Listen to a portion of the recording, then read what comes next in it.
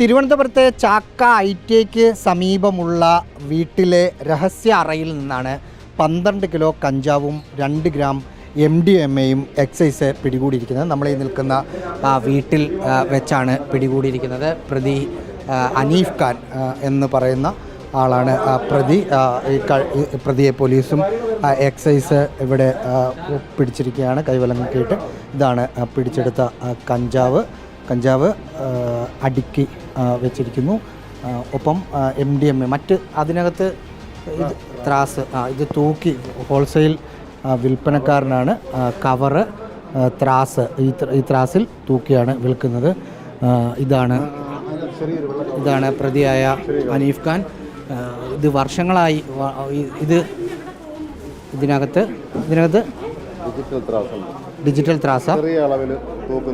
ഇത് MDMA തൂക്കാനായിട്ട്. ഇത് MDMA തൂക്കാനുള്ള ത്രാസാണ്. നേരത്തെ കണ്ടത് കഞ്ചാവ് തൂക്കാനുള്ള ത്രാസാണ്. ചെറിയ ഗ്രാമിലുള്ള MDMA ഒക്കെ തൂക്കാനായിട്ട്.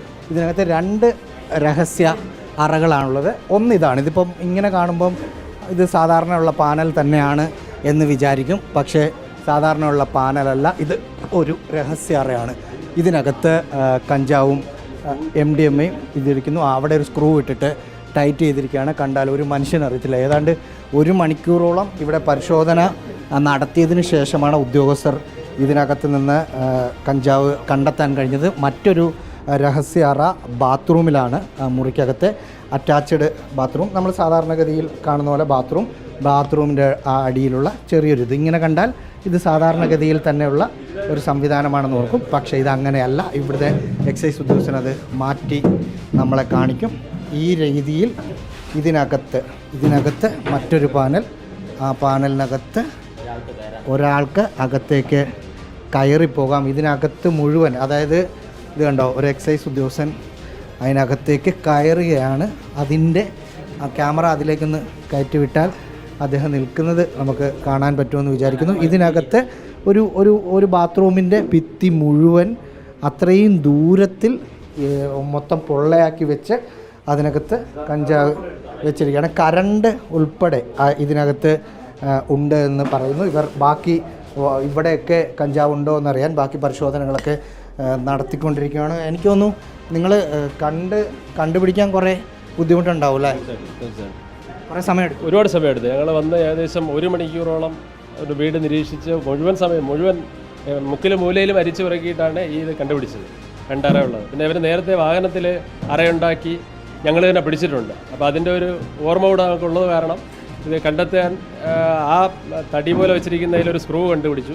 അത് ഇളക്കി നോക്കിയപ്പോഴാണ് ഇങ്ങനെ ഒരു അറ അതിനകത്തുള്ളതായി. അവിടെ നോക്കിയപ്പോൾ കഞ്ചാവ് ഉണ്ടായിരുന്നു.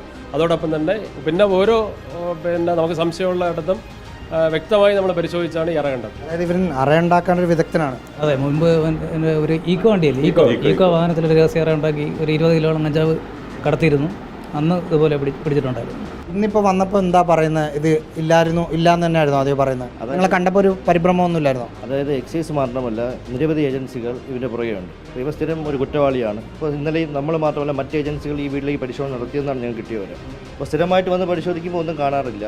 പക്ഷേ ഇവിടെ നിന്ന് സാധനം പോയിട്ടുണ്ട്. അത് കൃത്യമായി പരിശോധിക്കണം. കൃത്യമായി ഇതിനകത്ത് തന്നെയാണ് പോകുന്നതിൻ്റെ അടിസ്ഥാനത്തിൽ, നമ്മൾ അറിഞ്ഞതിൻ്റെ അടിസ്ഥാനത്തിൽ തന്നെയാണ് ഇതിനകത്ത് കയറി പരിശോധിച്ചത്. ഇപ്പോൾ പറഞ്ഞതുപോലെ ഓരോ മുക്കും മൂലയും അത് പരിശോധിച്ച് നമ്മുടെ ജീവനക്കാരുടെ പ്രാഗൽഭ്യം കൊണ്ട് തന്നെയാണ് ഈ രഹസ്യ അറ കണ്ടെത്താൻ വേണ്ടി നമുക്ക് സാധിച്ചിട്ടുള്ളത്. അടുത്തൊന്നും ഇങ്ങനെ ഒന്ന് കണ്ടെത്തുന്ന ഉണ്ടായിട്ടുണ്ടാവില്ല?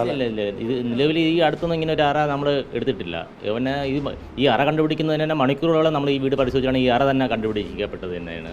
അതായത് കുറേ ദിവസമായി ഇവരുടെ പിന്നിലുണ്ട്. ഇതാണ് MDMA വിൽക്കാനുള്ള കവറാണ്. ഇവർ പരിശോധനയുടെ ഭാഗമായിട്ട് എടുത്ത് പുറത്തിട്ടതാണ്. ഇതിനകത്ത് ചെറിയ ഗ്രാം MDMA നമ്മൾ നേരത്തെ കണ്ട ഇലക്ട്രിക് ത്രാസിനകത്ത് വെച്ചിട്ട് ഇതിനകത്ത് വിൽക്കും. തൊട്ടപ്പുറത്ത് കഞ്ചാവ് വിൽക്കുന്ന കവർ, ഇതാ ഒരു ബണ്ടിൽ കണക്കിന് കവറുണ്ട്. കഞ്ചാവ് ഇതിനകത്ത് പാക്ക് ചെയ്ത് വിൽക്കുകയായിരുന്നു അതിൻ്റെ ഒരു രീതി. അത് കണ്ടെത്തിയിട്ടുണ്ട്. അതിവിദഗ്ധമായി, ഒറ്റ നോട്ടത്തിൽ ഒരാൾക്കും കാണാത്ത തരത്തിൽ അതിവിദഗ്ധമായി. ഇനിയും ഇവർ ഭിത്തിയും ബാത്റൂമും ഓരോ സ്ഥലവും ഇവരിങ്ങനെ കൊട്ടി നോക്കുകയാണ് ഉദ്യോഗസ്ഥർ. അവരുടെ പരിശോധന കഴിഞ്ഞിട്ടില്ല, ഇനിയും ഉണ്ടാകും എന്ന പ്രതീക്ഷയിലാണ് ഇവരുടെ പരിശോധനകൾ തുടരുന്നത്. വീഡിയോ ജേർണലിസ്റ്റ് വിഷ്ണു പ്രസാദിനൊപ്പം reporter Rahees Rasheed, in reporter, Thiruvananthapuram.